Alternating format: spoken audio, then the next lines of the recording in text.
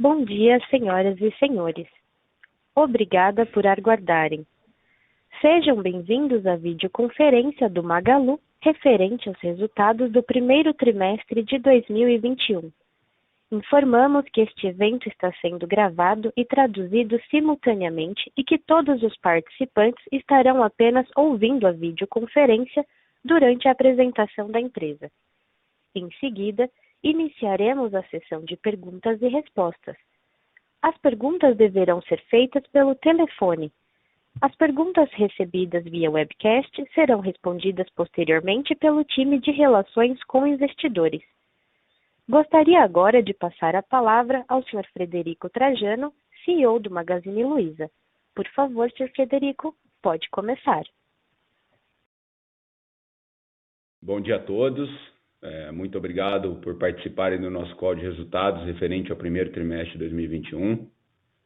Nesse mês de maio, que é um mês especial para o Magalu, afinal de contas, nós estamos agora justamente completando 10 anos de empresa de capital aberto.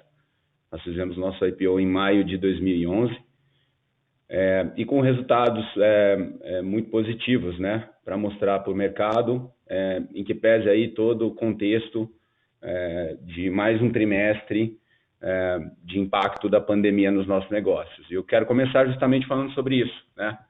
Falando sobre a característica aqui de a gente ter achado, né, que esse trimestre seria um trimestre sem o impacto aí da pandemia. Todo mundo estava comentando no final do ano que seria aí o primeiro trimestre pós-pandemia, na verdade, né? A ressaca do e-commerce, a volta com força da loja física e, infelizmente, o Brasil, nós todos vivemos aí uma segunda onda, ainda pior do que a primeira, nesse trimestre, né? A gente começou, e eu coloco nesse gráfico aí, a ter lojas fechadas já em janeiro, tá? E aí, o traço amarelo é o percentual de lojas abertas do ano passado, o traço laranja é o percentual de lojas abertas em 2021. E vocês percebem que a gente teve um percentual menor, né, de lojas abertas já em janeiro, 94, caindo para 93 em fevereiro. A gente fechou boa parte das lojas da região sul, né, Paraná, Rio Grande do Sul e Santa Catarina, e caindo aí só para 40 lojas, 40% das lojas abertas no mês de março, tá? E você vê que é um número bem expressivo, mesmo em relação ao ano passado, que a gente só fechou as lojas a partir de 20 de março, né?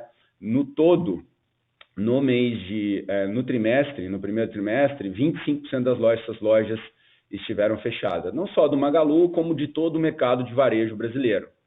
Se vocês olharem o próximo slide, acho que o que aconteceu foi justamente o contrário do que estava se prevendo, né? O e-commerce continuou forte. Não teve ressaca para o e-commerce, tanto do Magalu quanto do mercado como um todo. O e-commerce continuou muito forte, as pessoas não podendo comprar em lojas físicas, elas vão para o canal online, e aquelas operações que melhor endereçam aí o nível de serviço, ou que tem um maior reconhecimento de marca, elas acabam se beneficiando. Não foi diferente para o Magalu. O Magalu, mais uma vez, cresceu muito acima do mercado nesse trimestre no e-commerce, cresceu 114%.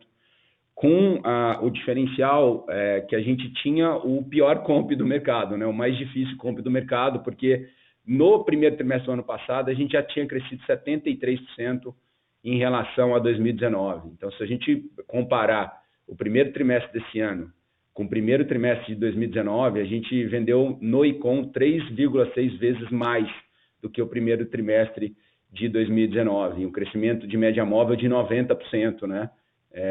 Nesses 2 anos, né? A média móvel desses 2 anos. A gente, segundo dados da Neltrust, ganhou 4,9% de market share no online, né? Enfim, já uma tendência, né? O Magalu já há algum tempo vem crescendo acima do mercado, ganhando bastante market share. Né? Depois eu vou falar o que nos coloca de maneira única, né? Porque realmente mais empresas, de fato, tiveram um crescimento maior, mas com o nosso nível de rentabilidade, não. No próximo slide, eu falo, olha, o nosso e-commerce cresceu, mas não em detrimento da loja física. Acho que a grande surpresa do quarter aqui, né, que nós estamos crescendo triplo dígito no e-commerce há muito tempo, mesmo com essa quantidade enorme de lojas fechadas, 25% na média, no trimestre de lojas fechadas, o Magalu apresentou um crescimento de 4% no faturamento de lojas físicas. E aí, um destaque, obviamente, enquanto as lojas estavam abertas, elas performaram muito bem, mas mesmo quando as portas se fecharam, a gente teve um desempenho extraordinário daquela ferramenta que a gente chama Mobile Vendas Remoto, que é o vendedor, mesmo com a loja fechada, consegue vender pelo celular, usando todas as redes sociais, Facebook, Instagram, WhatsApp, Telegram, tá? E esse sistema ele melhorou muito ao longo da pandemia. E, para vocês terem uma ideia, algumas lojas, mesmo com as portas fechadas o mês todo, faturaram o equivalente a 70% do que seria uma loja aberta, né? Os vendedores conseguiram manter um nível de produtividade de venda muito grande, houve uma evolução muito grande nesse nosso sistema de mobile vendas remotos. Com destaque que o Magalu, ele buca, né? Ele contabiliza a venda do vendedor na loja, né? Porque não é uma venda de e-commerce, né? Então, a gente contabiliza aqui, enfim, esse sistema, ele ajudou a gente a segurar bastante venda. Mesmo, né? Mas ainda assim, se a gente tivesse a gente colocou na nossa mensagem da editoria, se as lojas estivessem realmente abertas, a gente conseguiria adicionar ainda 750 milhões de reais ao nosso faturamento, né? Enfim, adicionando aí o mobile vendas, mais faturamento das lojas se elas estivessem realmente abertas. Então, um número muito expressivo, né?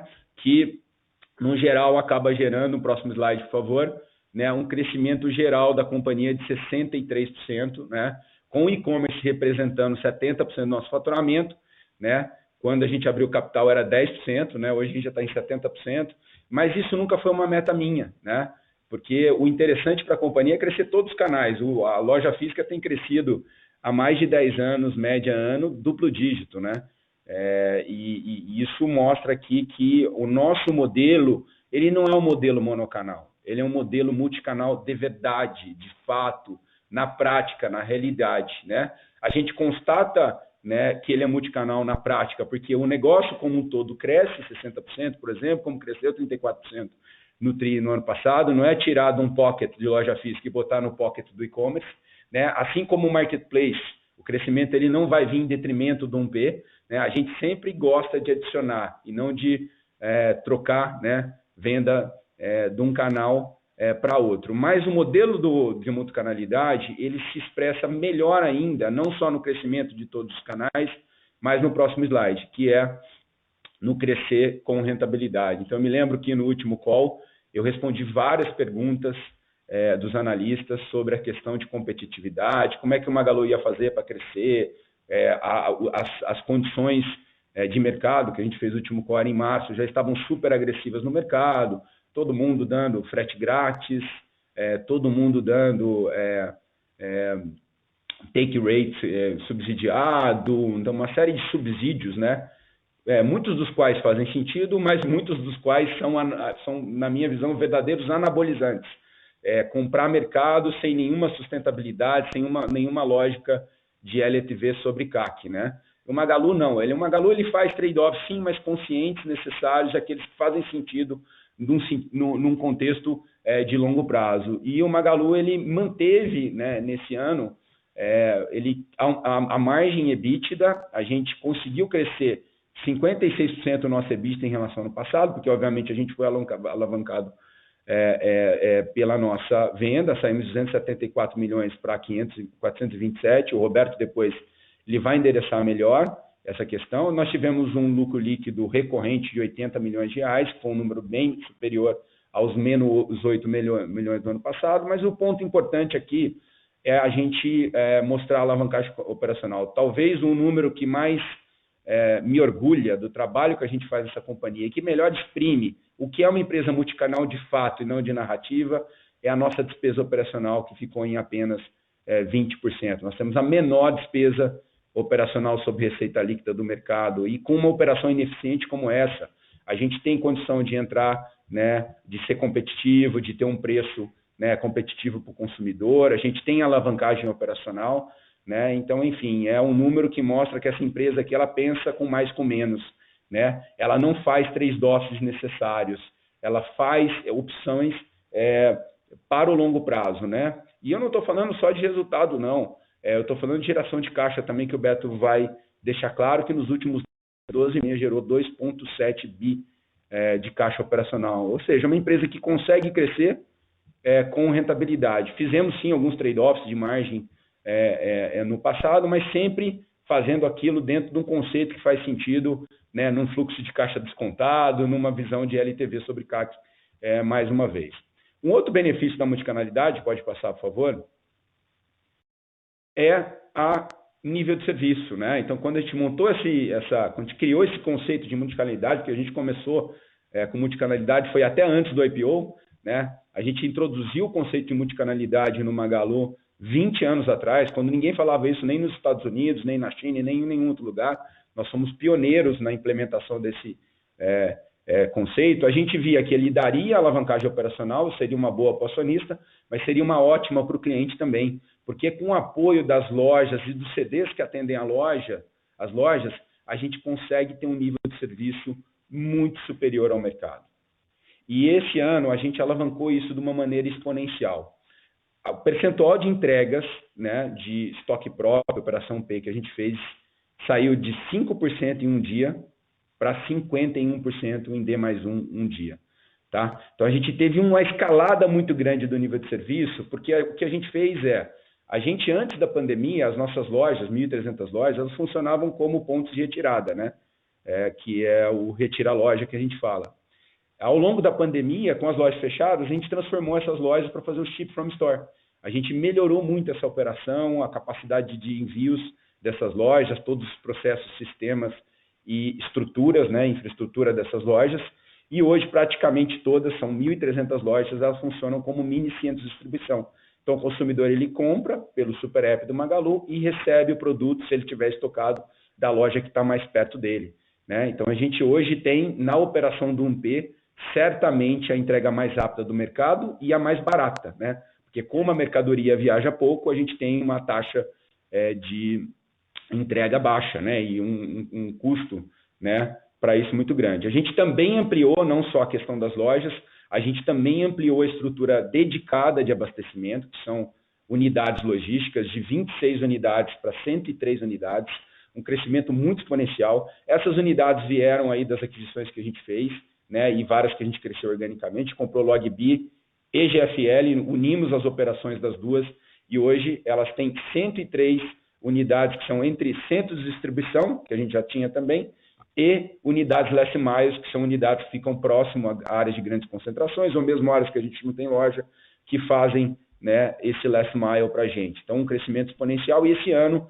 boa parte dos nossos investimentos vai ser para ampliar ainda mais os nossos CDs. Então, nós temos 103 unidades exclusivas de logística, mais as 1.300 lojas que são CDs também. Então, é muito difícil bater uma empresa que tem 1.300 lojas, mais 103 unidades de distribuição, total de 1.400 pontos que ajudam a gente a ter uma logística rápida, né, e eficiente para o consumidor.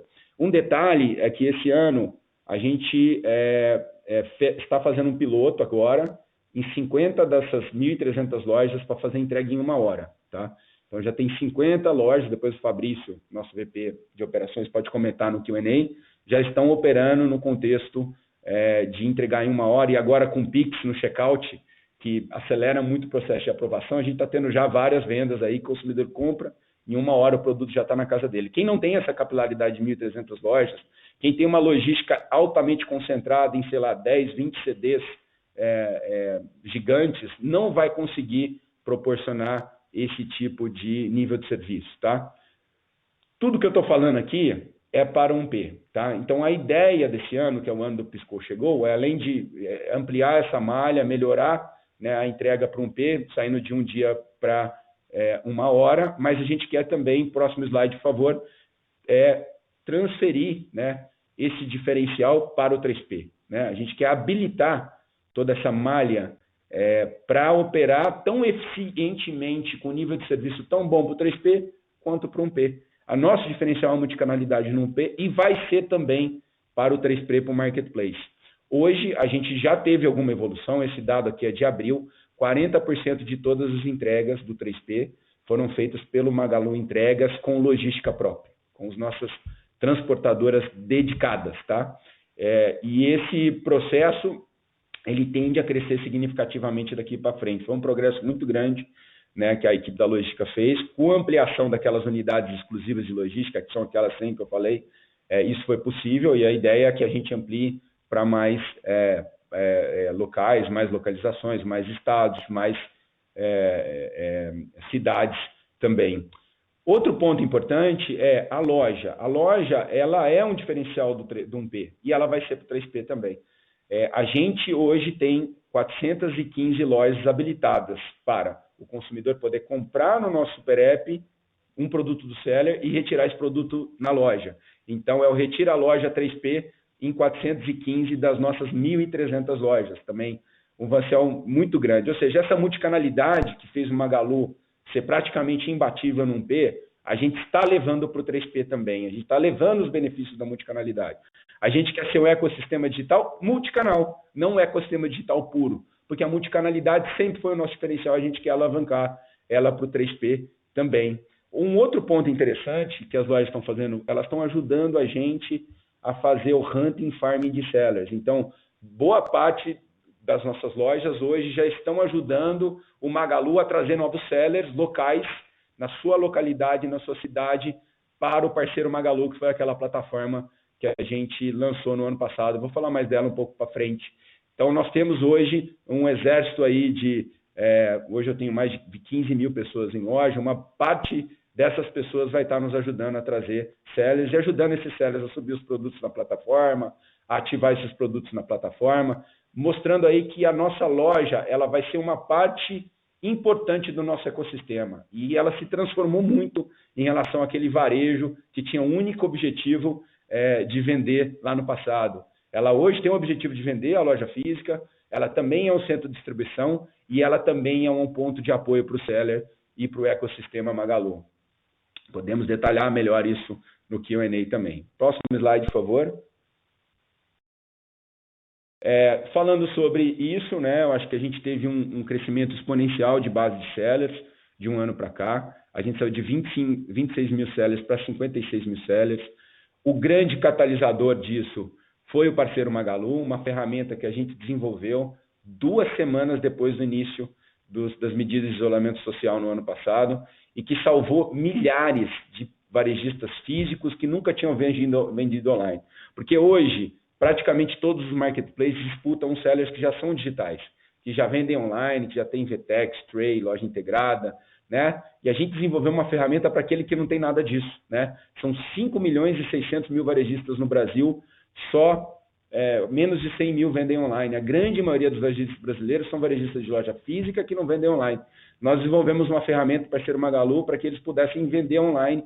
Foi uma plataforma pioneira, criada a toque de caixa pelo time do Labs e que hoje tem, né, sido o grande vetor de crescimento do marketplace, basicamente uma pista limpa, um Blue Ocean aqui para a companhia estourar. E saímos de 15 milhões para 30 milhões de itens também. Lembrando que a importância do parceiro Magalu é que eu estou trazendo estoque local, né, o last mile, né, e isso gera também uma competitividade do ponto de vista, né, de prazo e de custo de entrega também. Então, um grande diferencial que a gente fez. Pode passar, por favor? Bom, agora eu vou passar para o Beto para detalhar os nossos resultados. Depois eu volto para falar um pouquinho de futuro e abrir para Q&A, que gostaria muito que os nossos diretores hoje participassem do Q&A. Então, vou estar distribuindo bem as perguntas, as respostas para eles. Legal, bom dia a todos. Obrigado por participarem também da nossa conferência. Vou passar rapidamente pelos destaques financeiros.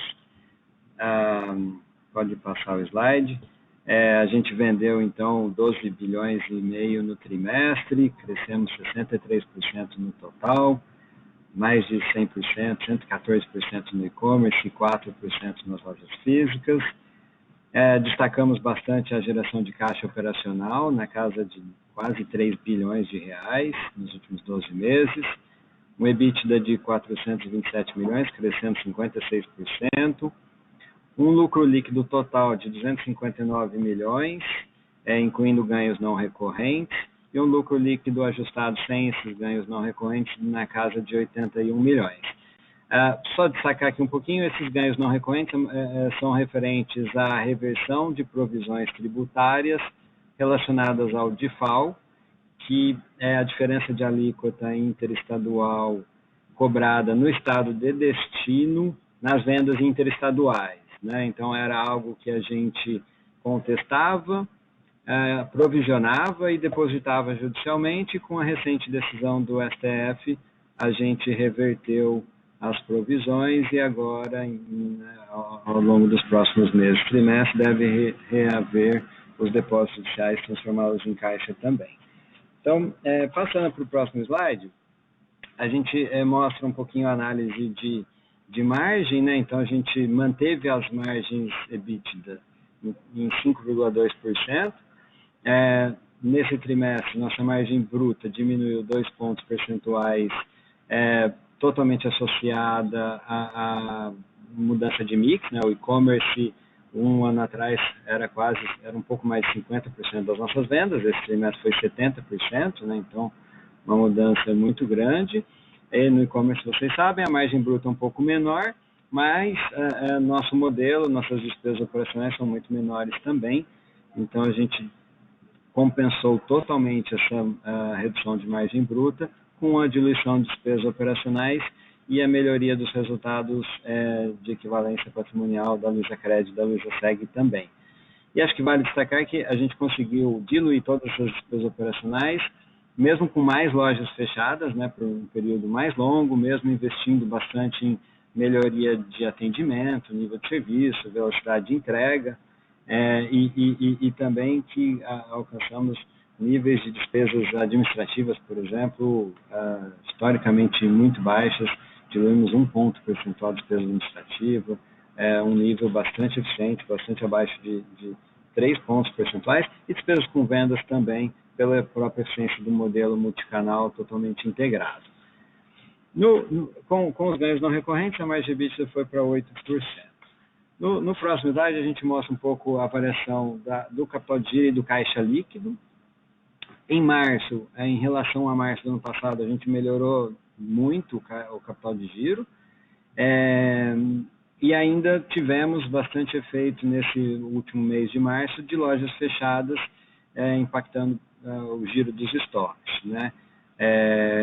Ao longo do ano, agora, ao longo desse trimestre, a gente observa, como a gente observou o ano passado, com a reabertura das lojas, o giro dos estoques volta à normalidade e a gente tende a voltar ao capital de giro à normalidade, como aconteceu o ano passado. E em relação à posição de dezembro, é basicamente sazonalidade e mais o efeito temporário das lojas fechadas.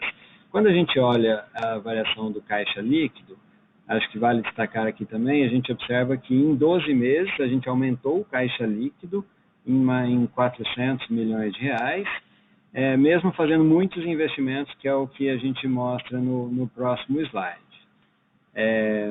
Pode passar, por favor? No próximo slide a gente mostra aqui a gente, como que a gente construiu essa geração de caixa operacional de 2,7 bilhões, partindo de 600 milhões de lucro líquido nos últimos 12 meses, voltando despesas, né, que não são caixas, provisões, depreciações, e a variação do capital de giro e de todos os outros ativos de curto e de longo prazo, de mais de 1 bilhão, então a gente chega em 2,7 bilhões de geração de caixa operacional, e depois como que a gente investiu esses 2,7 bilhões de reais, né? A gente investiu entre aquisições e imobilizado 700 milhões, a gente pagou juros e leasing, a gente pagou dividendos, recomprou ações e somando isso tudo, sobrou, né, basicamente 400, 500 milhões de reais, que é o aumento do caixa líquido que a gente mostrou no slide anterior, e aí adicionando a captação de 800 milhões que a gente fez nos últimos 12 meses, a gente aumentou o caixa total em 1,3 bilhão de reais, alcançando no total quase 6 bilhões na posição do final de março. Então acho que esses eram os principais destaques do Magalu, e passando rapidamente pela Luizacred, a gente acelerou a venda de cartões Luiza desde o final do ano passado, como a gente vinha falando. Então, estamos, né, vendendo cartões Luiza num ritmo bastante forte de novo, acima de 150 mil cartões Luiza por mês, fora o cartão Magalu, que a gente vai falar depois, e o faturamento total do cartão Luiza foi de mais de 8 bilhões nesse último trimestre, crescendo bastante também em relação ao ano passado. E acho que a melhor notícia, no próximo slide, por favor, é que os resultados estão melhorando de forma significativamente, né? Inadimplência no menor nível da história, NPL de curto prazo 1 ponto menor, saiu de 3 para 2, e o de longo prazo mais de 3 pontos melhor, saindo de 8 para 5, né? Menor nível de inadimplência histórica, maior nível de cobertura de provisões também, passando de 200%, na casa de 216%, e mesmo assim, mesmo com mais provisões, a gente aumentou bastante o lucro líquido, tanto em IFRS quanto em BR-GAAP, com destaque até para o lucro em BR-GAAP, que foi de quase 100 milhões no trimestre, refletindo, né, a melhoria significativa na carteira em atraso. O lucro em IFRS foi até um pouco menor, até para um pouco mais de provisões em função do fechamento de lojas que aconteceu em março, que sempre impacta um pouco o recebimento, dado que muitos, né, dos nossos clientes pagam as faturas nas lojas, mas isso é revertido, é recuperado ao longo dos meses seguintes com a reabertura gradual das lojas. Então estamos bastante animados com toda a operação da Luiza Crédito também, crédito, cobrança, cartão Luiza, cartão Magalu e tudo o que vem pela frente. Acho que esses eram os destaques principais. Agora eu volto a palavra para o Fred para continuar a apresentação. Obrigado. Obrigado, Beto. Bom, para finalizar a nossa parte, né, introdutória aqui, a apresentação, vou falar um pouquinho de um olhar para frente, né? Eu acho que queria contextualizar um pouco a nossa estratégia. A gente abriu, né, no último trimestre, né, que foi o fechamento do ano de 2021, pode passar o slide, com a gente ainda vê, né, de oportunidade. Então, acho que o Magalu, ele encerrou um ciclo, né? A gente já fez, e acho que os números mais do que corroboram isso, uma transformação digital extremamente bem sucedida. A gente digitalizou o Magalu. E olhando para frente, né, já há algum tempo, nosso projeto, nossos esforços têm sido mais ambiciosos aqui, de digitalizar o Brasil, né? A gente quer digitalizar o varejo brasileiro. A gente quer ser um ecossistema digital multicanal que vai passar a ser o sistema operacional do varejo brasileiro. Então, o Magalu, ele fez uma transformação bem-sucedida, aprendeu muito com ela e agora quer compartilhar isso com pequenos e médios varejistas aqui, olhando para frente. Se a gente olhar a oportunidade do e-commerce, pode passar, por favor, no Brasil, a gente vê que é uma oportunidade gigante, né? O varejo brasileiro é um varejo de 1,2 tri, né, de reais, e a gente tem uma penetração ainda muito baixa, né? Chegamos aí a 10% de penetração no pós-pandemia. Então, é fato, né? Acho que tem sido discutido amplamente, né, por analistas, né, nos meios de imprensa aí, sobre a questão de que o e-commerce, nesse ano de 2021, vai ter uma base de comparação muito alta, a partir agora do segundo trimestre em relação a 2020, mas quando a gente olha a oportunidade de longo prazo para o e-commerce, ela é uma oportunidade enorme, gigante, e quem tiver um modelo de negócio, capacidade tecnológica, know-how para aproveitar essa oportunidade com sustentabilidade, vai de fato ter uma oportunidade de geração de valor para acionistas muito grande. É exatamente essa oportunidade que a gente está vendo. A gente tem o know-how, a gente tem a ambição e a gente tem a vontade de ajudar, né, dentro desse contexto. Dentro desse mercado existem pockets, né, de oportunidades que a gente está explorando através de investimentos orgânicos e inorgânicos. Eu quero descrever alguns deles aqui olhando para frente, tá? Como é que a gente vai digitalizar o Brasil? Que setores que a gente tem oportunidade maior? Pode passar, por favor. O primeiro deles, né, destacar, é o setor, né, de alimentos, né, e bens de consumo. O Magalu, ele praticamente introduziu essa categoria no ano passado, né, no momento de pandemia que a gente viu que as pessoas precisavam de comprar e receber rápido esses produtos. A gente comprou e estocou produtos de bens de consumo nas nossas lojas, de alimentos não perecíveis e bebidas também, tá? Hoje, as nossas praticamente 1.300 lojas carregam no seu back-office estoques mercadoria. A gente operou como Dark Store e continua operando como Dark Store, porque esse produto não está lá para você chegar e comprar, mas ele está disponível como um mini CD para quem compra. E no primeiro trimestre desse ano, menos de um ano depois de lançar essa categoria, 40% dos itens vendidos de 1P do Magalu foram de mercado. Então foi um crescimento muito expressivo. É uma categoria altamente estratégica, não só do ponto de vista de que é a maior categoria do varejo brasileiro, 500 bi, mas também porque ela traz um ativo precioso para qualquer empresa que quer ser dominante como plataforma digital. Frequência de venda, frequência de consumo.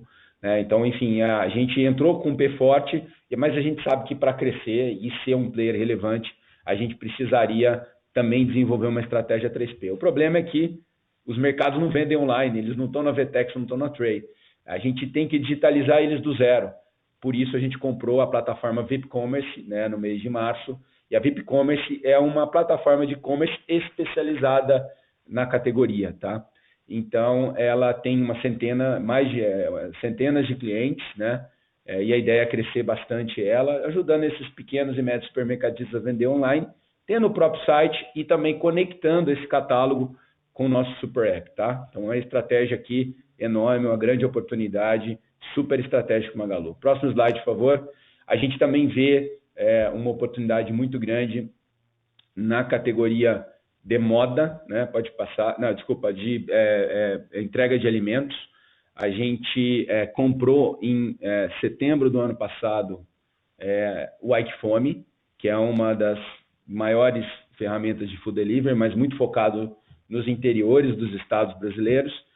O Ikefome cresceu exponencialmente, ele fez 2.600.000 pedidos em abril desse ano, um número extremamente alto. Se a gente anualizar o GMV dele, é de mais de 1,2 bi, apenas em 650 cidades dos 5.000 municípios brasileiros. A gente está ajudando o Ikefome a crescer organicamente, mas também fizemos investimentos em alguns ativos que vão ajudar o Ikefome a crescer mais, como, por exemplo, o Gran Chef, que é tipo um RP de restaurante, e o Tô no Lucro, que é uma operação parecida com a Ikefome, focada nos estados do Centro-Oeste, lá Tocantins. Então, o Ikefome está crescendo bastante. A ideia é plugar o Ikefome no Super App, crescer agora a base e plugar o Ikefome no Super App no terceiro trimestre desse ano. Então, enfim, e mais um play aqui de aumento de frequência, de aumento de relevância, e de ampliação de possibilidades, de nível de serviço para o nosso consumidor. Pode passar? Outro pocket de oportunidade onde a gente pode digitalizar e temos oportunidades também de múltiplos anos aqui, moda e beleza e lifestyle, esportes, tá? A gente teve um progresso muito positivo de todas as nossas categorias aqui, tanto dentro do Super App do Magalu, porque todas essas categorias estão totalmente integradas no Super App do Magalu, catálogo de Netshoes, catálogo de Zattini e o catálogo da Época Cosméticos, e eles também têm canais próprios que estão crescendo bastante, tá? Por exemplo, vou fazer uns destaques. A Época, ela ganhou agora a primeira loja online mais lembrada da categoria de beleza, numa pesquisa recente Top of Mind. A Zattini tem crescido, estamos estruturando a área com a Silvia, que veio aqui para ajudar a gente, dentro desse contexto, criamos as diretorias executivas tanto de moda e beleza, tocadas pela Silvia, quanto de esportes pelo Júlio.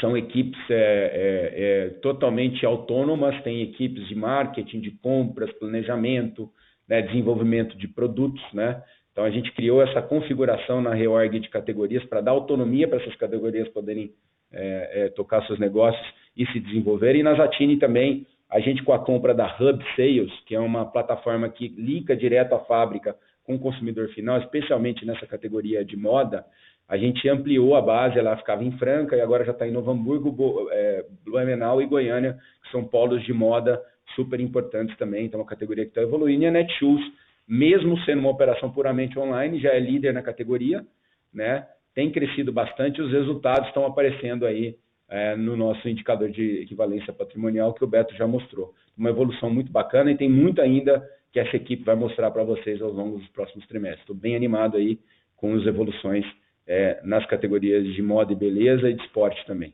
Pode passar, por favor? Bom, a gente comprou por questão de produto, né? 30 milhões de itens de 3P, novas categorias, mercado, alimentos, moda, beleza. Achar um produto no nosso Super App ficou mais difícil, né? Você tem mais itens, né? E os algoritmos precisam ser cada vez mais inteligentes. Então, uma das compras mais estratégicas que a gente fez nesse começo do ano foi a Smart Hint, que é basicamente uma empresa de busca, né? Que tem algoritmos inteligentes, eles têm uma característica, os algoritmos eles são especializados também por categoria. Então, a ideia está trazendo, né, tanto busca quanto recomendação inteligente para os nossos clientes, tornando a experiência de compra tão boa quanto quando a gente tinha poucos SKUs lá atrás, né? E isso precisa de muita sofisticação e inteligência por trás, e com certeza essa equipe da Smart Hint vai nos ajudar. Ela também tem clientes fora do universo do Magalu, prestando serviços de retail tech, que faz parte também do addressable market nosso, mas obviamente vai ajudar bastante aí todo o nosso processo de recomendação e busca dentro do Magalu. Nós temos um time muito forte no Luiza Labs, que vai ser adicionado aí com esse time que está chegando da Smart Hint. Muito feliz com a chegada deles. Pode passar? Eu queria destacar, esse trimestre a gente deu bastante destaque para a Fintech, a gente fez grandes evoluções ao longo do ano passado e desse começo de ano de 2021. A nossa conta digital MagaluPay chegou a 3 milhões de clientes, tá? E a gente lançou ela em julho do ano passado. Então, uma evolução muito bacana. É a única conta que está totalmente integrada num super app de varejo, tá? Então, você que já tem os nossos 31 milhões de clientes do super app já podem, né, em poucos segundos, ativar sua conta de pagamentos que ela está lá. A gente criou um feature bacana para ela, que é o Pix, né? Então, você consegue transferir dinheiro para a conta e fazer o cash out também da conta. Quem tem o cashback que está lá na conta pode transferir esse dinheiro para fora. Isso dá mais ativação, usabilidade para a nossa conta e melhora muito a experiência dela, que já é considerada uma conta aí muito bem sucedida. A gente já tem aí índices de avaliação super positivos para a nossa conta. Então, ela está evoluindo mesmo. Ela ganhou também um companheiro super relevante, que é um cartão digital. O Magalu, como o Beto falou, a gente já emitia cartão para os clientes de loja física. Esse produto representa metade da venda que a gente faz na loja física. A gente vende por esse cartão, e ainda o cliente usa esse cartão fora do Magalu também. Só que no e-commerce a penetração desse cartão era muito baixa, né? Então a gente lançou um cartão dedicado, né, para esse público, né, digital, né, um cartão sem anuidade com 4% de cashback integrado no super app e na conta, né? Então, toda vez que você usar o cartão, né, no Magalu, você ganha 4% de cashback que vai ser depositado na conta do Magalu, né? E isso vira um círculo virtuoso, né? A Fintech ela é muito importante porque ela é como se fosse uma amálgama do ecossistema. Ela faz as conexões, ela faz o ecossistema funcionar na prática, né? E esses instrumentos, a conta e o cartão, eles vão, né, sinergicamente também ajudando um ou outro. Então, a gente está bem animado com essas evoluções, a equipe trabalhou muito, né, e está colhendo os frutos. Pode passar?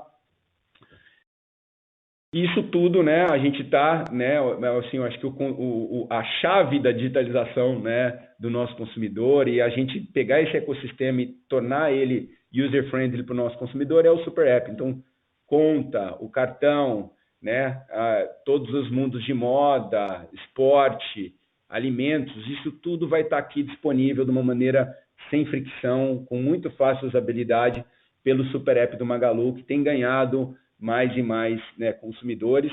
São 38 milhões de usuários mensais do Super App, 76% da venda do nosso e-commerce já vem, né, do mobile, né? Então, assim, o mundo vai ser mobile only, app first. O Magalu, ele começou essa onda lá atrás. A gente está crescendo com sustentabilidade, a gente não está overspending aqui em app install, né? A gente faz isso com muita coerência, também fazendo conta de LTV sobre CAC, né? E tendo certeza que o cliente que baixou esse app fica com o app e não faz um uninstall depois. Porque às vezes você tem uns números bonitos lá de install rate, etc e tal, mas o cliente fica um mês depois apaga, né? A nossa ideia aqui não é ganhar ranking de audiência, a nossa ideia aqui é ganhar, né, ranking de clientes engajados que usam frequentemente a tua plataforma e que avaliam muito bem o teu serviço. Pode passar, por favor?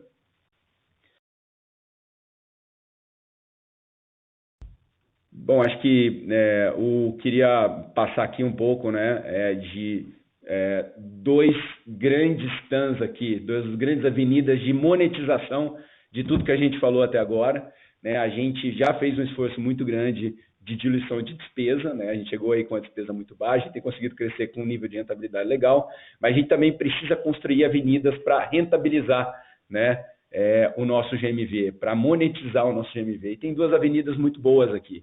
Uma é o Magalu Pagamentos, né, que é basicamente, né, uma plataforma de subadquirência que a gente lançou no ano passado. Esse primeiro trimestre eles fizeram 2,7 bi de antecipação, tá, com bastante lucrativo, isso está numa linha do balanço da nossa companhia, né? A gente ajuda os sellers a antecipar recebível numa ferramenta super user-friendly, e a gente também lançou esse ano, nesse trimestre, em primeiro trimestre do ano, o FDIC próprio, que é um empréstimo não performado, né, o empréstimo fumaça para sellers além dos recebíveis, né?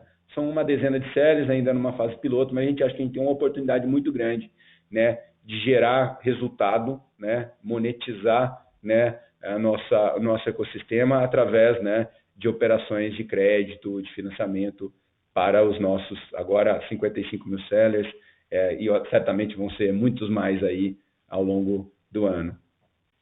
E, finalmente, eu queria destacar aqui uma outra avenida de monetização, que é o Ads, tá? Nós compramos 4 ativos de mídia aí ao longo dos últimos anos, né? A gente comprou a Canaltech, né, que atingiu a marca agora histórica em abril de 25 milhões de visitantes únicos, né? Eles têm melhorado cada vez mais os conteúdos, tornado, né, ele cada vez mais relevante, né? Eles geram conteúdos que ajudam, como Content Commerce, a vender produtos no Magalu também. Eles são, né, uma máquina de vendas aí para o nosso varejo também, e com esse todo o conteúdo. A gente comprou também a Style Deluxe, dentro daquele universo da Zattini, de moda, e de moda dentro do Magalu também, um conteúdo altissimamente qualificado, né? As meninas são excelentes lá, produzem trends, né, e informação relevante para consumidores interessados aí nesse universo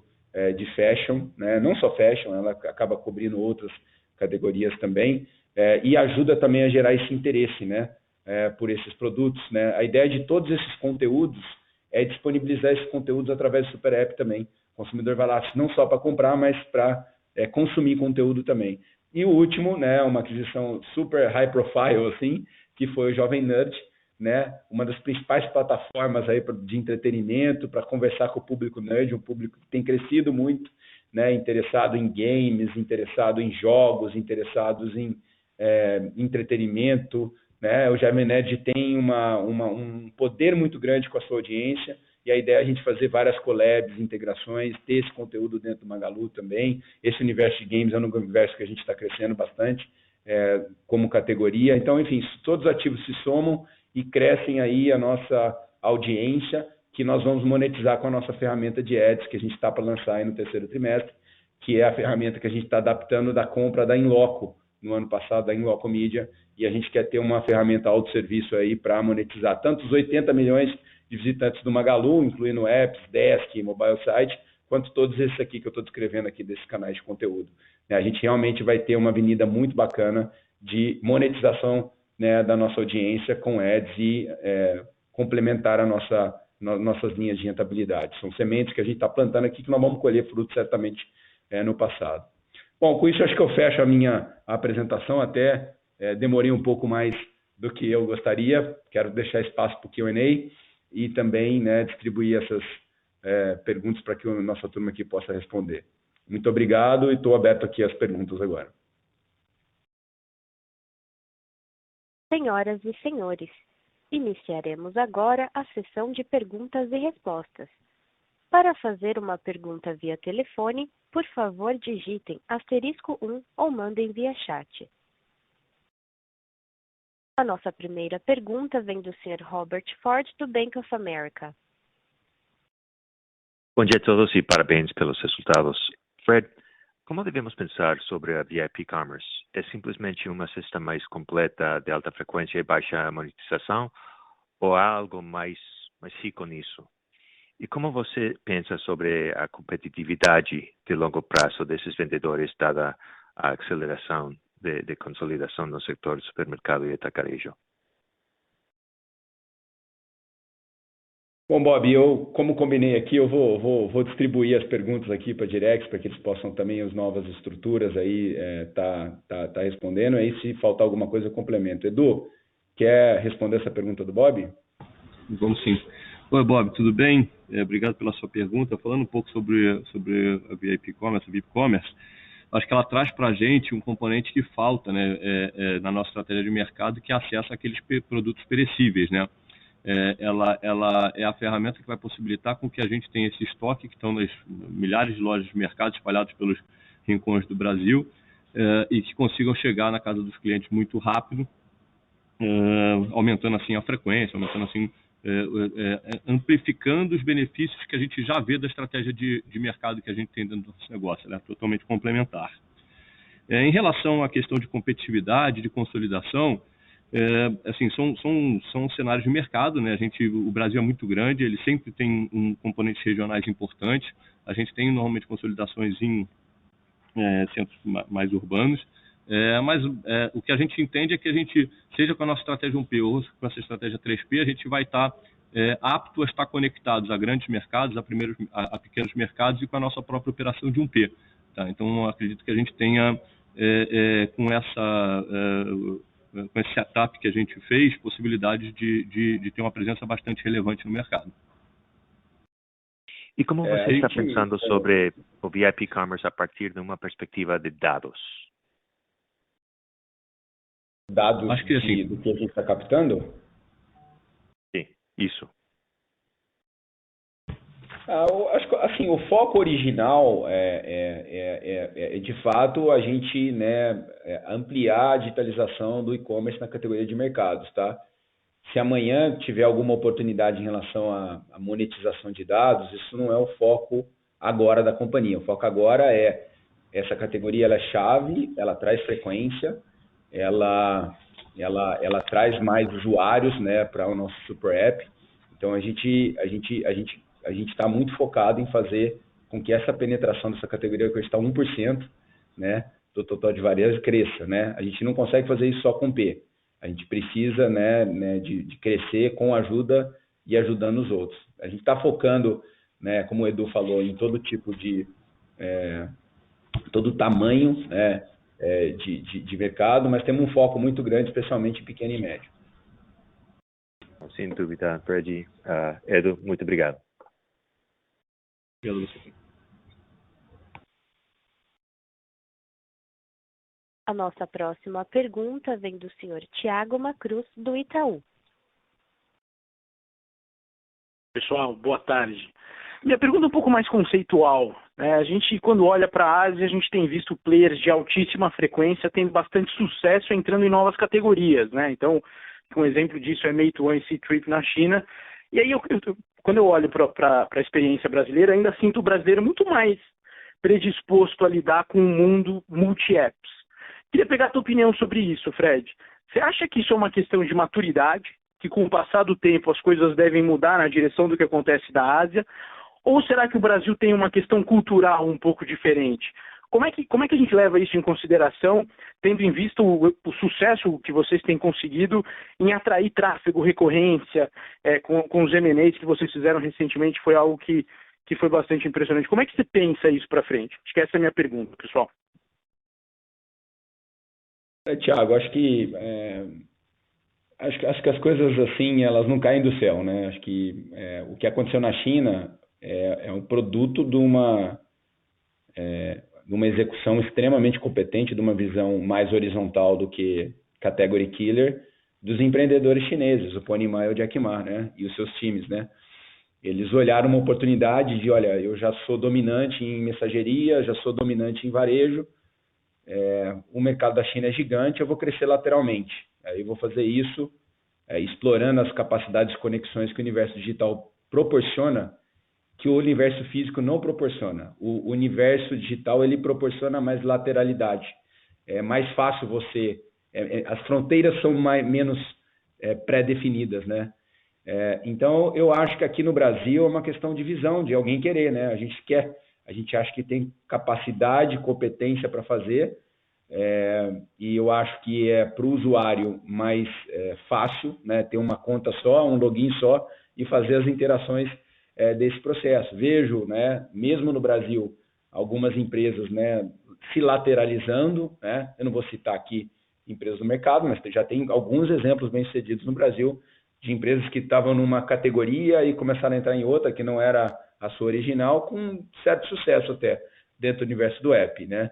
Apps de entregas que estão fazendo alimentos, que estão vendendo no supermercado, app de fintech que está fazendo varejo. Então, essas expansões laterais no Brasil já estão acontecendo. Eu acho assim, você tem uma opção, ser um category killer, expandir internacionalmente, ou ser um category killer e expandir lateralmente. A opção do Magalu, a gente conhece o Brasil, a gente tem a nossa missão aqui em digitalizar esse país, a gente tem uma marca poderosa aqui. Nesse universo digital é possível fazer essa expansão lateral, nós estamos optando por expandir lateralmente, não internacionalmente. Então, é uma opção China-like. Não sei se a gente vai ser bem-sucedido, espero que sim. A gente foi bem-sucedido na multicanalidade, queremos muito ser bem-sucedido nessa estratégia de ecossistema aqui, vamos trabalhar muito duro para isso, tem muita gente muito competente da área de negócio do Labs trabalhando nisso daí, nós estamos adicionando muitos ativos interessantes que, conectados, eu tenho certeza que a somatória vai ser maior do que o valor deles individualmente. Tá super claro, Fred. Obrigado pelas respostas e parabéns aí pelo tempo.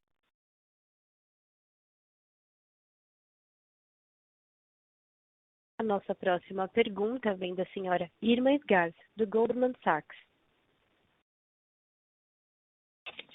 Bom dia, obrigada por pegar a minha pergunta. Acho que, Fred, você já tocou num ponto importante da evolução do papel da loja. Como você se enxerga essa loja do futuro em termos de operacionais, por um lado, deve ter o mesmo tamanho da loja atual, ou precisa ser maior, precisa ser menor para ser tocado de forma eficiente, com retornos comparáveis? E do ponto de vista financeiro, a gente deveria imaginar que alguma coisa muda no futuro, como talvez sendo mais um ponto de serviço, de apoio, trazendo mercadoria de terceiros. Então, eu queria enxergar isso. Sei que não vai ter respostas para tudo, mas queria talvez entender como que você se enxerga nessa visão e talvez citar alguns exemplos onde você já tem visto no mundo essa transformação acontecer e quais inspirações vocês tiram daí. E aí, a segunda pergunta, se permitia, se vocês forem separar o GMV trazido neste primeiro TRI através das aquisições do GMV da operação orgânica, como ficaria a contribuição das aquisições? Só para ter uma ideia da ordem de grandeza, como você cita lá os números anualizados, mas obviamente imagino que tem uma curva crescente ao longo do ano ainda, então talvez, não sei se efetivamente o primeiro TRI a gente poderia dividir isso de forma linear ou não. Obrigada. Bom, Irma, eu vou primeiro, né, boa tarde, obrigado pela pergunta. Eu vou passar a sua pergunta para o Fabrício, tá? Só dando uma introdução aqui, a primeira parte, né? Que a gente, de fato, né, é uma operação que quase tudo que a gente conquistou até agora foi em função de uma estratégia assertiva de multicanalidade, num contexto de estoque próprio, né, de 1P. E a gente tem uma visão e a gente tem uma convicção que a gente consegue transferir boa parte desse diferencial para o marketplace. Então, ser um marketplace multicanal, né? Um ecossistema digital multicanal, que a gente está gostando de falar. E o projeto, né, da nova loja, ele está muito contextualizado dentro dessa estratégia, né? Da loja ser não só um player ativo, protagonista do nosso ecossistema. Então, eu vou falar para o Fabrício descrever aí um pouquinho sobre essa nova loja, o que a gente está querendo fazer, que tipo de novos serviços a loja pode ter. E depois eu volto para falar da sua segunda parte da pergunta. Bom dia, Irma. Obrigado pela pergunta. Bom, vou tentar responder todo no contexto mais amplo de tudo que você perguntou, né? Sobre o tamanho da loja, vai permanecer o mesmo que é hoje. A gente não vai ter que aumentar a área da loja, não, tá? A gente vai aumentar um pouco a parte de back-office para poder suportar essa parte de novas categorias e de 3P, né? Então a gente já organizou, a gente fez um trabalho muito grande de otimização de espaço no depósito da loja. A gente revisou operacionalmente, muda bastante para a loja, principalmente no back-office. Então, a gente revisou todos os processos do nosso líder de estoque, a gente incrementou mais ainda as ferramentas digitais deles. A gente está implementando, de fato, um sistema como se fosse um mini WMS para a loja, para ela ter um sistema de armazenagem mais inteligente ainda do que já é hoje, para poder aumentar, porque nós vamos praticamente dobrar o número de SKUs que a gente tem na loja, né? Então, a gente deve experimentar algumas novas categorias em loja, com alguns produtos killers, né, para ter alguma venda de impulso e recorrência. E, com certeza, a loja passa a ser um centro de serviço grande para o nosso consumidor e principalmente para o nosso seller. Um apoio grande para o seller. A gente está preparando a loja para o seller dropar os produtos deles lá, como se fosse uma agência de correio, a agência Magalu. Então, a gente vai poder coletar o produto, o seller vai poder levar o produto na loja. E a gente tem a loja fazendo hunting e farming de sellers locais, que é o modelo que a gente acredita, né? A gente acredita que tendo seller local, em grande escala, a gente consegue oferecer um sortimento bastante interessante para aquela localidade, com uma entrega rápida e barata. Então, são 3 grandes pilares que a gente está trabalhando na loja, que é a pilar de categoria, o pilar de logística e o pilar de motor do 3P. Acho que, em linhas gerais, é isso que seria a loja do futuro. E sobre a segunda parte, Irma, a gente não abre nenhuma informação que não está no material publicado, então não temos como passar essa informação para você, infelizmente. Entendi, obrigado. Obrigado a você.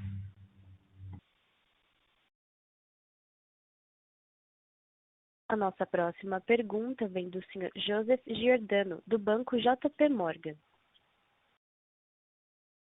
Olá, bom dia, Fred, Fabrício e Beto. Obrigado por pegarem minha pergunta e parabéns pelo Triforte. Eu queria explorar um pouquinho a evolução do Magalu as a Service, né? A gente tem a GFL, SyncLog, LogBee, agora o Wikifome e toda essa questão de fazer farming, alavancando no gerente da loja, para você estar com o estoque do seller bem próximo do cliente, né? Então, eu queria entender hoje de vocês como é que está o nível de integração de todas as operações, né? O Fabrício comentou um pouquinho dessas evoluções no modelo de loja, mas eu queria entender essa parte de last mile, como é que vocês estão trabalhando ela, né? Porque me parece que vocês estão montando aqui meio que um ecossistema também para o entregador, né? Se você for olhar, ele vai ter trabalho o dia inteiro. Então, eu queria entender como é que vocês estão evoluindo nessa frente, e aí até pensar um pouco na integração com a fintech de vocês, né? Se vocês estão pensando em colocar um ERP talvez um pouquinho mais sofisticado para ajudar a digitalização desse varejista pequeno, ou seja, deixar de ser só uma solução financeira básica, mas um full solution, né? Então, voltando aí no Magalu as a Service. Obrigado. Oi, Joseph. Boa tarde, muito obrigado pela pergunta. Sobre Magalu as a Service, eu vou chamar o Fatala aqui para falar, para ele dar uma visão geral assim sobre como que a gente está pensando na arquitetura, né, e dessas conexões e, enfim, a ativação aí dessas potenciais interações das companhias. Fatala? Obrigado, Fred. Obrigado pela pergunta, Josu. Falando da parte da integração do que você falou, primeiro da plataforma logística, a gente já fez a integração, falando da parte sistêmica, com a aquisição que a gente fez da SyncLog. A gente tem os sistemas da SyncLog já integrados a GFL e LogBee, então todos os nossos hubs funcionam agora com o mesmo sistema. Isso dá para a gente um maior nível de gestão e principalmente parte da flexibilidade de expansão desses hubs e tudo acontecendo com a mesma plataforma. Com essa expansão da parte do Last Mile, também vai permitir conexões para que a gente faça o que a gente está chamando de entrega local, que é ajudar aquele seller pequeno do parceiro Magalu a ter um serviço de entrega rápida para ele dos itens que vão sair da loja dele. Então, nessa parte logística, a gente já avançou bem e agora o Fabrício e Décio com o time estão crescendo muito rápido a parte do número de hubs. Falando da segunda parte de serviços financeiros e da possibilidade de RP, são dois caminhos, né? Então, o que você falou do desenvolvimento de um RP com funcionalidades mais básicas daquilo que possa atender esse seller na gestão dele, e também uma parte de integração com RPs que já existem de mercado, que a gente vai fazer conexões com eles, para que a gente não tenha simplesmente que faz sentido a parte da solução inteira, né? Mas também alguns níveis um pouco mais avançados, sellers que têm algumas pequenas soluções de RP que a gente pode se conectar a elas. Então a ideia é a gente fazer isso. E sobre a parte de serviços financeiros que a gente pode entregar para o seller, eu queria chamar o Robson, que está no call, para falar um pouquinho para você. Bom, boa tarde. Obrigado, Joseph, pela pergunta. Essa é uma pergunta interessante, porque dentro de casa nós já temos hoje, né, a plataforma do parceiro Magalu e o próprio estoque, que é um ponto de venda que já tem uma solução bastante avançada. Então, como o Fred disse, esse ano a Fintech tem um trabalho de ter um protagonismo muito grande, que é, de fato, servir como infraestrutura para todas essas soluções que nós temos dentro de casa. Então, hoje, nós já temos a nossa subadquirência, construímos uma camada bem extensa aqui de serviços de conexão, e com a aquisição da Hub Fintech, que foi feita no ano passado e que passou aí pelo CAD recentemente, nós teremos uma plataforma de serviços financeiros completa, desde conta, cartão e outros serviços financeiros totalmente integrado, não só a ferramenta que nós já temos, mas como as próprias ferramentas que existem dentro de casa.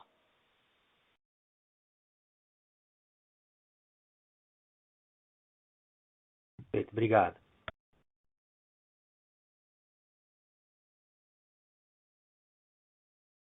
Nossa próxima pergunta vem do Sr. Luiz, do BTG. Boa tarde, Fred. Boa tarde a todos. Eu tenho duas perguntas aqui do nosso lado. Pegando o gancho, né, do que o Robson comentou um pouco, né, sobre as iniciativas dentro da Fintech, e falando um pouquinho de monetização também, Fred, se vocês podiam comentar um pouco como você imagina que a recorrência desse usuário ela deveria subir conforme ele use mais o cartão, entenda o cartão, né, como uma forma também de fidelização desse usuário dentro da sua plataforma. E aí uma segunda pergunta, né, indo para o marketplace e para o e-commerce, como é que a gente pode esperar o perfil de crescimento desse GMV ao longo dos próximos tris, Fred, entre 1P e 3P? Eu entendo que tem algumas categorias, né, que são mais estratégicas ali dentro do 1P. Como é que a gente poderia esperar esse mix olhando para frente? Obrigado. Luiz, tudo bem? Obrigado pela pergunta. Tudo bem. Com relação à frequência, né, o cartão, um novo cartão, ele é um componente, né, que pode nos ajudar a aumentar a frequência, mas ainda a base é muito pequena ainda, são 100 mil cartões que a gente fez em 3 semanas, número expressivo para tão pouco tempo, mas enfim, são 30 milhões de usuários no app, ainda ele não vai conseguir mexer significativamente em ampliação de frequência. A gente precisa, nesse momento, vender bastante cartão. Então, tem muitos clientes dos 30 milhões que usam o app, ou até dos que não usam o app, para comprar cartão, para fazer o cartão do Magalu ou abrir a conta, né, para ampliar a frequência. Acho que eles têm um componente importante ainda, mas a base é pequena. E acho que hoje, se eu pensar em frequência, acho que o papel aí de adicionar SKUs, né, via sellers, e principalmente a categoria e esses serviços que a gente falou, que é mercado e food delivery, eles vão, no curto prazo, impactar mais a nossa frequência do que necessariamente a Fintech. A Fintech ela tem outros objetivos, como, por exemplo, monetizar, né, e aumentar a fidelidade, e aumentar, né, recorrência, mas para a frequência no curto prazo, acho que não vai fazer a grande diferença, tá? E sobre o segundo item que você falou mesmo, o que é, Luiz? Desculpa, esqueci. Se você pudesse comentar, Fred, sobre como é que você vê esse breakdown do crescimento do GMV, né, dentro do e-commerce ao longo dos próximos trimestres, né? Se você está vendo ainda um P, né, com uma relevância tão grande, né, como a gente viu ao longo dos últimos trimestres, se você já está vendo, né, o 3P voltando a ser talvez a plataforma mais relevante como a gente via pré-pandemia. Então, se você pudesse comentar um pouquinho desse perfil. Olha, assim, é difícil, né, prever, né? Acho que ninguém previa o boom do 1P, né? O 1P está crescendo exponencialmente e muito em função aí assim, enfim, do interesse pelas categorias, que a gente é forte em 1P, e agora são várias, né? Porque com Netshoes, Atine, época cosméticos, não só bens duráveis, mas a gente tem várias categorias que a gente tem uma presença de liderança, né, no e-commerce brasileiro. Categorias ainda pouco penetradas, então ainda vejo muito espaço para crescer no P. Eu vejo de uma maneira pragmática, como eu falei no começo, Luiz, assim, a gente cresceu o e-commerce não em detrimento de loja física, e eu não quero crescer o 3P em detrimento do 1P. Então, a gente não tem esse rush para crescer o 3P indiscriminadamente, tá? Ele tem que crescer cumprindo um papel, tendo rentabilidade, fazendo sentido o crescimento. Nós temos uma vantagem, a gente tem um P rentável, um P sustentável, que está crescendo e gerando caixa.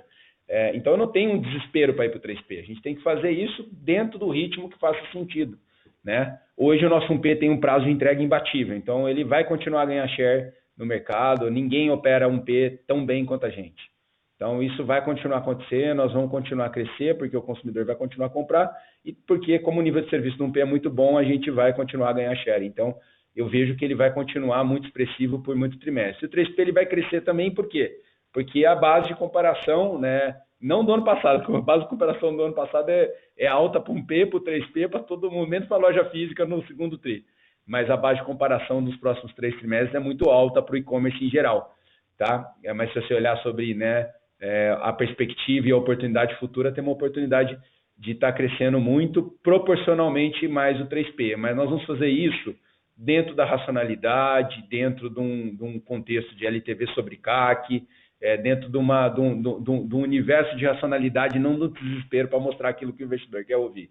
Tá? Então, eu não consigo precisar agora, a longo prazo, tá? O 3P ele vai crescer mais do que um P, mas no curtíssimo prazo não tenho certeza. Isso vai acontecer dependendo aí do interesse do consumidor, das características de mercado, né? Nós vamos fazer isso de uma maneira muito correta e antecipada. Enfim, no longo prazo vai crescer bem mais. A gente está fazendo muito investimento na plataforma, está fazendo muito seller, não tem como não crescer mais. E eu acho que tem um trigger importante. A gente vai precisar ainda de um tempo para fazer o 3P entregar em um dia e uma hora. Isso aí depende ainda, temos que trabalhar alguns trimestres ou talvez até alguns anos. Então, isso, alguns trimestres para um dia, 2 dias, alguns anos para uma hora. Então, tem um trabalho muito grande aí para ter o nível de serviço do 3P no 1P, e aí nós vamos chegar lá, mas ele não é no curtíssimo prazo. Tem muita coisa muito estrutural a ser feita, e isso, nós estamos focados nisso, colocando bastante tempo, energia e dedicação. Mas acho que a mensagem mais importante para mim aqui, Luiz, nós não vamos fazer isso irracionalmente, tá? Só porque soa bonito. Nós vamos fazer isso desde que tenha um sentido, né, de longo prazo e que gere valor ao acionista. Super claro, Fred. Muito obrigado.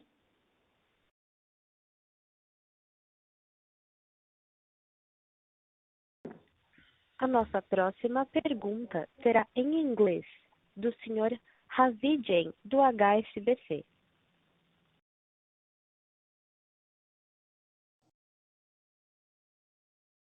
Hi, thank you so much, Fred.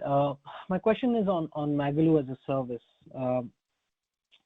As you see this year and maybe next year, what are going to be the focus for monetization within Magalu as a service, apart from selling the products on your marketplace? What else are you focused on in terms of monetization, and how should we expect that to kind of grow for your income statement? Thank you so much. Ravi, tudo bem? Muito obrigado pela pergunta. Ravi, a gente, assim, o Magalu as a Service, ele cumpre um papel de digitalizar o seller, né? De pegar um cara que é analógico e transformar ele no digital. A gente quer até, em muitos casos, cobrar um valor para isso, mas a ideia aqui não é que esse seja um número muito relevante do nosso P&L, né? A gente acha que a capacidade de monetizar o nosso ecossistema com a fintech, com ads, é muito maior do que a capacidade de monetizar com subscription-based SaaS, né? Então, a gente não está olhando muito isso. A gente quer pagar, porque acho que gerar receita é bom para ter um revenue stream aí para pagar novos devs, novos investimentos, mas a gente não quer ganhar muito dinheiro aqui. A gente quer... Ele tem um objetivo de inclusão, de pegar o cara analógico e se digitalizar. Eu não posso cobrar muito aqui. Se a gente quiser ter margens muito altas, a gente não vai conseguir ser inclusivo, né? Então, a ideia aqui é mais habilitar mais sellers para estar no ecossistema. De novo, são 5 milhões e 600 mil varejistas, só 100 mil vendem online. Então, a gente pode trazer mais CNPJ aqui para o ecossistema. E o Magalu as a Service vai cumprir uma tabela, cobra uma receita para também não dar de graça, porque o cara valoriza. Mas não vai ser relevante para o nosso P&L, não é a nossa estratégia aqui.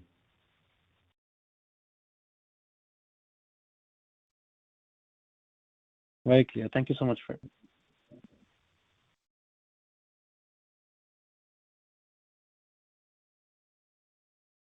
A nossa próxima pergunta vem da senhora Daniela Eiger, da XP Investimento.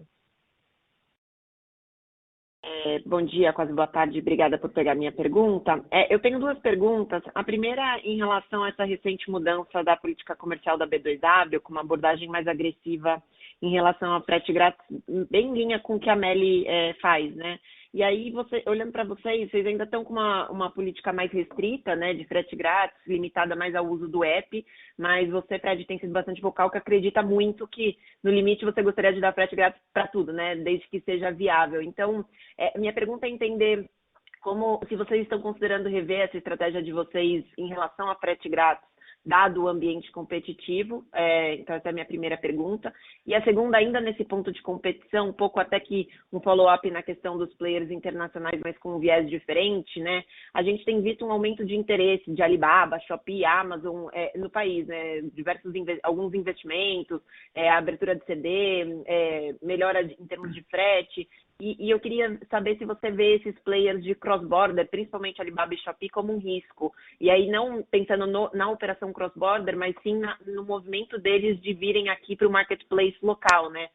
Tanto o Shopee já está com essa iniciativa e o Alibaba sinalizou um interesse em começar a desenvolver isso. E aí eles atuariam em sellers menores, que talvez até tenham um overlap com a cauda longa de vocês. Então, eu queria entender um pouquinho como que vocês estão vendo esses movimentos. Muito obrigada. Tá bom. Boa tarde, obrigado pela sua pergunta. Bom, eu não sou muito de falar de concorrente, né? Somente em call de resultados, acho que não é muito, né? Enfim, não tem muito que considerar, assim. Eu acho que eu vou resgatar um pouco da resposta que eu fiz para o Luiz, para você, que a gente é racional, tá? Então, a gente só faz movimentos, né, que a gente acredita que sejam sustentáveis a longo prazo. Então, a gente dá frete grátis no app, porque a gente acha que o app tem uma lógica para dar o frete grátis no app. Não faria sentido dar no Desk, porque no Desk eu tenho outro P&L, né, porque eu tenho mais dependência de mídia. Então, enfim, a gente prefere dar os benefícios para clientes que no app tendem a ser mais recorrentes e que no app eu dependo menos de mídia. Então, tem uma lógica para isso, tem uma lógica LTV sobre CAC para as nossas decisões de benefícios. Isso é uma questão muito dinâmica, que muda sempre. Então, a gente está sempre avaliando. Eu posso te dar uma resposta hoje, muda amanhã. A única coisa que eu prometo é que a gente sempre vai fazer as coisas com sustentabilidade, né? E não para parecer bonito, para crescer a linha do 3P, por exemplo. Tá? Então, enfim, se fizer sentido investir pesado, né, né, dentro de uma lógica que dê retorno a longo prazo para o acionista, que faça sentido, não é a visão curto-prazista que eu estou falando, mas que faça sentido dentro do contexto de longo prazo, a gente vai fazer. Senão, não vamos, tá? Simplesmente assim. Quando cresci um P dentro do Magalu, eu abri mão de fazer um monte de desconto, de política de frete nas décadas passadas, e os meus concorrentes do 1P faziam isso. Eles queimaram muito caixa, não foram muito para frente, alguns quebraram, né? E o Magalu está aqui. Então, o 3P vai ser a mesma lógica, a gente não mudou. A nossa cultura aí nesse contexto de racionalidade vai fazer. Não é que a gente não é agressivo, se precisar e fizer sentido a longo prazo a gente faz, mas nós não vamos fazer nada que a gente não concorde. Eu não estou falando que eu não vou replicar. Se eu não encontrar uma maneira de fazer isso sustentavelmente, eu não vou fazer. Tá? Então, essa é a resposta que eu posso fazer. Em relação à competição, né, no âmbito geral, eu já falei aqui que hoje nós não estamos jogando FIFA, né, que é um contra o outro lá no videogame. É Fortnite. Então, são dezenas de concorrentes vindo de todas as partes do mundo, do Brasil, fintech fazendo varejo, né, cross-border fazendo marketplace local. Então, a nossa competição, né, pergunta de Amazon, a gente abriu capital 10 anos atrás. Adivinha qual que era a principal pergunta do IPO? Amazon, né? E a gente está aqui hoje, né, líder no e-commerce 1P, né, crescendo muito acima da média do mercado, né, com rentabilidade. Então, acho que o nosso histórico fala por si, né? A gente respeita todos os concorrentes, a gente está sobretudo focado nos consumidores, em botar um bom nível de serviço e fazer tudo isso com bastante sustentabilidade para os acionistas. Tá claro, muito obrigada. A nossa próxima pergunta vem do senhor Richard, do Bradesco. Boa tarde, pessoal. Eu queria fazer uma pergunta sobre Netshoes e Zattini. Acho que vocês comentaram no release que os resultados foram bem mais fortes nesse trimestre, então queria só entender aí a dinâmica de crescimento e de margem. E uma segunda pergunta sobre o mesmo tópico. Se vocês enxergam alguma, talvez, necessidade de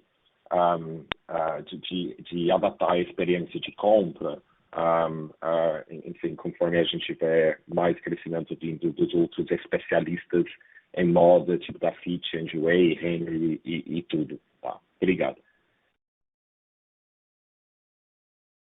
Ô Richard, tudo bem? Eu pessoalmente não entendi a segunda parte da pergunta. Você poderia repetir, por favor? Sim, desculpa, talvez não foi claro. Como que vocês estão enxergando a experiência de compra dentro de Netshoes e Zattini para essa categoria de moda? E se vocês acreditam que, enfim, tem que ter alguma mudança para ser um pouco mais, enfim, um pouco mais específico para a categoria de moda? Tá, obrigado, eu entendi, agora está claro. Muito obrigado, Richard, pela pergunta. Eu vou passar para o Edu e se ele quiser passar para a Silvia e para o Julinho, ele decide.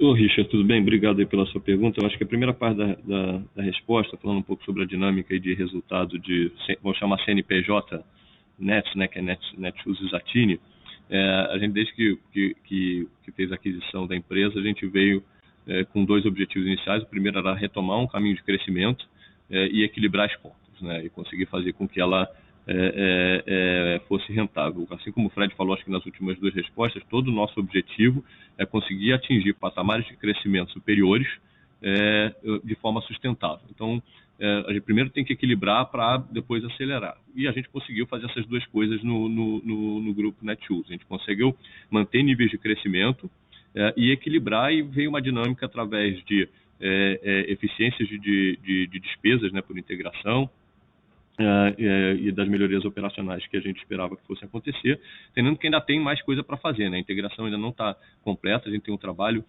grande esse ano para conseguir capturar de fato todos esses benefícios.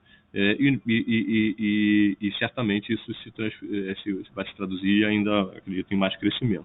Quando a gente olha essas mesmas categorias dentro do Magalu, aí porque dentro da nossa estrutura, Richard, os times que são responsáveis por moda e beleza e por esporte, eles são responsáveis pela vertical de categorias em todos os canais. E aí, quando a gente faz a avaliação dessas categorias dentro de Magalu, a gente vê elas despontando em termos de crescimento, as categorias que estão puxando, do ponto de vista percentual, as maiores taxas de crescimento dentro do negócio. Ainda, óbvio que com tamanhos inferiores, né, às demais categorias core, mas num caminho muito positivo. Tá? Quando você fala da experiência, acho que a gente tem, de novo, dois desafios. A gente tem um desafio dentro das próprias plataformas, Netshoes e Zattini, de continuar evoluindo, embora elas tenham já um patamar muito bom, mas elas têm onde evoluir. E do outro lado, a gente tem dentro de Magalu também que fazer as evoluções dessas experiências para que a gente consiga conquistar ainda mais crescimento e mais relevância dentro da categoria. Acho que é importante destacar isso, que esses times eles são focados na categoria, multidisciplinares, ou seja, tem marketing, comercial, planejamento e do ponto de vista de produto, né, que faz essas melhorias de experiências, também times dedicados para trabalhar, seja nas plataformas das próprias marcas, mas principalmente dentro do Magalu. Tá? Então essa é uma visão geral. E aí o Silvio ou o Julinho, se vocês quiserem fazer alguma complementação, fiquem à vontade. Não, Edu, eu queria complementar. Opa, Julinho? Não estava vendo ali. Pode falar, Silvia. Vai lá, Silvia. Pode falar, Silvia. Não, eu ia complementar sobre a questão, Richard, da experiência, né? Você tocou no ponto dos especialistas e tudo mais. Nós, como o Edu colocou, né, a gente entende que sim, é extremamente necessário, existe uma oportunidade da gente melhorar, né, a experiência dentro do Magalu. Então, um dos grandes objetivos, né, da reestruturação e da criação da vertical, foi justamente a gente aproveitar a audiência, né, a grande audiência do Magalu. E a gente tem feito, destacar aqui, a gente tem time de produto especializados dentro da vertical, e a gente tem obtido, Richard, dados muito positivos em relação à conversão, né, dentro dessas categorias. Então, a gente tem desenvolvido melhorias na experiência, né, seja de navegação, trazer mais conteúdo específico na página de produto, enfim, diversas melhorias relacionadas a essas categorias, e a gente já tem obtido resultados muito positivos na conversão das categorias, e isso tem reforçado o anterior que o Edu colocou aqui, que a gente tem obtido dentro do Magalu. Então tá ótimo, era isso mesmo. Obrigado pelas respostas, pessoal.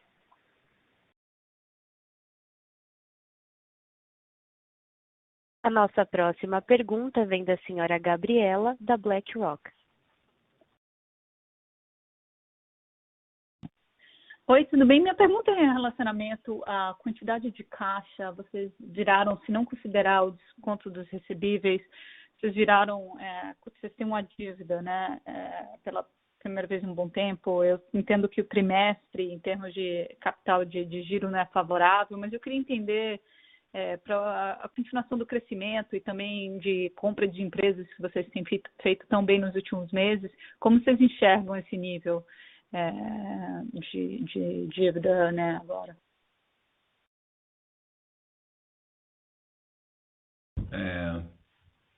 Boa tarde, obrigado pela pergunta. Vou pedir para o Roberto responder ela. Oi, Gabriela, boa tarde. Obrigado pela pergunta também. A gente está com uma posição de caixa líquido de mais de 4 bilhões, né? Então, a gente está com uma posição muito confortável. Os recebíveis são caixa, são quase caixa, né? A gente tem bastante liquidez, a gente consegue transformar os recebíveis em caixa rapidamente, se a gente assim o quiser, né? E a gente está gerando muito caixa também, né? Em 12 meses a gente gerou quase 3 bilhões de caixa, estamos acelerando investimentos, temos um plano de crescimento muito saudável e muito sustentável, gerando caixa, melhorando, a gente tem um perfil de capital de giro também muito positivo, né? A gente gera caixa a partir do capital de giro. Então a gente está numa situação assim de caixa melhor da história, assim, desde o nosso último follow-on, né, quando a gente levantou 4 bilhões, a gente passou a ser caixa líquido, né, e estamos num dos melhores momentos, né, de crescimento, com lucro, com geração de caixa, e temos uma posição de caixa mais recebíveis da ordem de 6 bilhões de reais, né? Então, acho que do ponto de vista de estrutura de capital, a gente está muito bem preparado para o momento atual e para a nossa tendência, né, de crescimento e de investimentos, para continuar crescendo muito acima do mercado, dando lucro e gerando caixa também. Mas considerar, só uma dúvida, assim, considerar os recebíveis como caixa, você não deveria também considerar-os a pagar como dívida?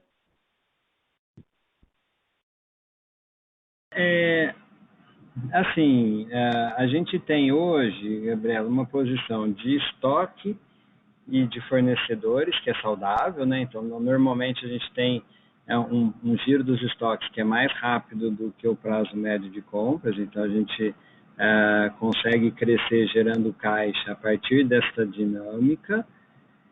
E os recebíveis, a gente tem eles basicamente para financiar os nossos clientes, né? E o contas a pagar, ele está basicamente lastreado pelos estoques. E os recebíveis a gente tem para financiar os nossos clientes. E como a gente vende muito a prazo, tem a Luizacred para financiar os nossos clientes, a gente tem dois tipos de recebíveis, né? Os recebíveis do cartão Luiza, né, que a gente pode descontar com a Luizacred a qualquer momento, e os recebíveis de cartões de terceiros, que a gente também pode descontar a qualquer momento, seja com adquirente, seja com os bancos. É um ativo muito líquido, de baixíssimo risco, né? E dada até toda a nossa performance, são recebíveis performados, com baixíssimo nível de cancelamento e de chargeback. Então, é um recebível extremamente líquido e desejado, né, pelo mercado. Então, a gente pode descontar os recebíveis, pode colocá-los no caixa e continuar pagando os fornecedores com o ciclo de vendas e de giro dos estoques normalmente. Assim, não precisamos descontar mais recebíveis para pagar os fornecedores, porque não temos essa necessidade. Não sei se ficou clara a resposta. Perfeito, Gabriela. não, está claro. Obrigada. Não, tá. Obrigado a você. A nossa próxima pergunta vem do senhor Fernando, do Morgan Stanley. Olá, boa tarde, pessoal. Obrigado por fazer a pergunta. Eu queria explorar um pouco mais o tema de conteúdo e publicidade. Vocês chegaram agora a 3 aquisições de conteúdo, começando com o Canaltech, mas mais recentemente Still the Look e Jovem Nerd. Se você me comentar, por favor, como tem funcionado a integração ou como esses canais, essas plataformas estão gerando tráfego para o Magalu e as outras marcas, Netshoes e Zattini, e se vocês conseguirem, se vocês conseguem atribuir o tráfego e vendas a essa fonte e comentar qualquer coisa que vocês puderem sobre os resultados nessa parte. E olhando diretamente para publicidade no Marketplace, o Magalu Ads, vocês podem comentar, dar algum update sobre o que está acontecendo aí? Talvez se vocês puderem dar alguma cor sobre os principais, sobre o perfil dos sellers que contratam esse serviço, são grandes ou pequenos, ou em termos de categoria, qualquer coisa seria bem útil. Obrigado. Bom, Fernando, boa tarde, obrigado pela pergunta. A aquisição desses canais de conteúdo, ela tem múltiplos objetivos, tá? Eu vou numerar 3, tá? Um deles é vender, né? Então, eu acredito muito, né, no que se chama de content commerce, né? Então, no mundo digital, né, você não tem venda assistida. Então, mas é muito importante, né, quando o cliente está, né, considerando, no processo de consideração de compra, você ter conteúdo qualificado para ajudar ele a tomar a decisão. Então, já é uma fonte super expressiva de receita para os grandes players americanos, o content commerce. E o modelo de negócio é um modelo tipo de afiliado. Então, você publica lá um review de produto ou você comenta sobre um lançamento. Esse conteúdo gera o interesse que você clica e vai no aplicativo ou no desk para comprar. Então, sai do Canaltech, vem para o Magalu e a gente traqueia essa jornada, e quando a gente vende, a gente vê que foi o Canaltech que gerou, por exemplo, essa compra, tá? E o positivo aqui é que, dessa maneira, a gente depende menos, né, de uma mídia paga, né? Esse aqui eu pago para a gente mesmo, né, dentro do ecossistema. Mas a gente acaba gerando, né, como se fosse owned media, né, que a gente fala. Então, todos esses canais, né, o Canaltech para produtos de tecnologia, Still the Look para produtos de moda, beleza e enfim, até decoração, e o Jovem Nerd para todos os produtos, né, dentro desse super nicho aí dos nerds, né, ele tem aí vai ter esse perfil de content commerce também. O segundo é conteúdo mesmo. Esse conteúdo a gente quer trazer para dentro do Super App. Então a gente está criando aí uma arquitetura para trazer esse conteúdo para que o consumidor possa entrar no Super App, não só para comprar produto, mas também para consumir conteúdo, né? Isso gera mais frequência, mais MAU, mais DAO, mais utilização do Super App. Então a ideia aqui é fazer esse conteúdo. Hoje, principalmente, eles trazem venda de fora. É super expressivo, você tem uma ideia, a Canaltech, a gente tem uma meta para gerar venda a partir disso, não é disclosed, mas eles estão bem acima dessa meta, eles estão cobrindo antes do que tinha sido previsto no business plan deles lá, do componente variável, tá? E tenho certeza que Still the Look e Jovem Nerd vai ser a mesma coisa. E a terceira a gente vai lançar a nossa plataforma, né, a nossa Ad Network, que a gente está desenvolvendo a partir dos códigos e da equipe que a gente comprou lá da Inloco, né, Inloco Media. Hoje a gente basicamente tem clientes muito grandes e numa negociação de venda assistida de publicidade, então um processo não escalável, mas enfim, que já monetiza parte da nossa audiência. E a ideia é com a Ad Network que seja um autosserviço para que pequenos e médios possam fazer, né, os anúncios sem necessariamente precisar de auxílio ou atendimento, né, o que torna o negócio mais escalável. E a gente deve lançar essa plataforma aí, fazer uns pilotos agora no segundo tri, mas lançar de fato no terceiro tri, rolloutar a partir de então. Perfeito, muito obrigado.